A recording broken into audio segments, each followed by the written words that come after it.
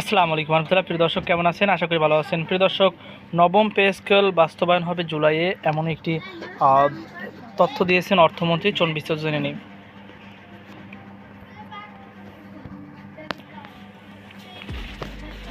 প্রিয় দর্শক, আগামী 1 জুলাই থেকেই নবম জাতীয় পে স্কেল বাস্তবায়ন হবে বলে জানিয়েছেন অর্থ ও পরিকল্পনা মন্ত্রী আমির খসরু মাহমুদ চৌধুরী।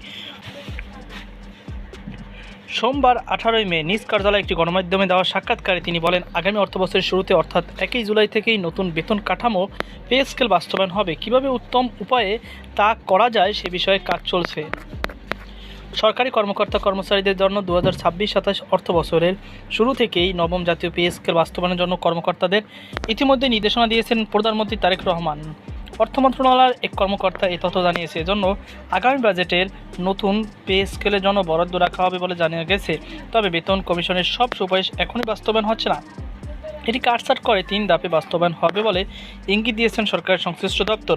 মন্ত্রিপরিষদ সচিব নাসিমুল গনির নেতৃত্বাধীন কমিটির সুপারিশ অনুযায়ী 3 অর্থবছরে বাস্তবায়ন করা হচ্ছে কিনা এমন প্রশ্নের জবাবে অর্থমন্ত্রী বলেন, কমিটির সুপারিশ ছিল, তবে আমাদের তো বাজেটের সীমাবদ্ধতা আছে, কঠিন পরিস্থিতির মধ্যে আছি আমরা।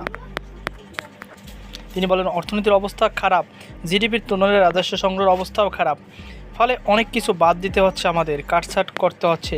তার মধ্যে নতুন বেতন কাঠামোর দিকটাও দেখতে হচ্ছে বলে জানান তিনি।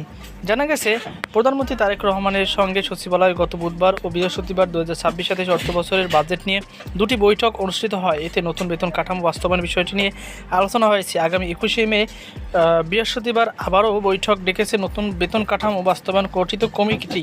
সূত্রগুলো জানায়, এ বৈঠক থেকে চূড়ান্ত সিদ্ধান্ত আসবে। 11 বছর পর সরকারি চাকরিজীবীদের নতুন বেতন কাঠামো বাস্তবায়ন শুরু হতে যাচ্ছে। তবে এ সংক্রান্ত কমিশনের সুপারিশ কাটছাঁট হচ্ছে। জানা গেছে, তাদের একবার পুরো সুবিধা কার্যকর না করে 3 ধাপে এটি বাস্তবায়নের কৌশল নেওয়া হচ্ছে।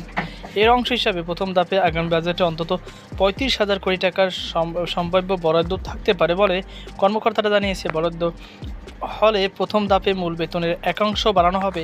এরপর অর্থ বছরে বাকি অংশ 2028-29 অর্থ বছরে অন্যান্য সুবিধা শতভাগ বাড়বে।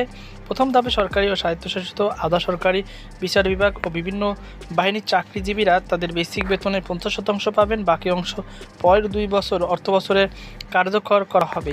দ্বিতীয় ধাপে 2027-28 অর্থ বছরে বাকি 50% এবং তৃতীয় ধাপে 2028-29 অর্থ বছরে অনন্য ভাতা ও সুবিধা বাস্তবায়ন করা হবে।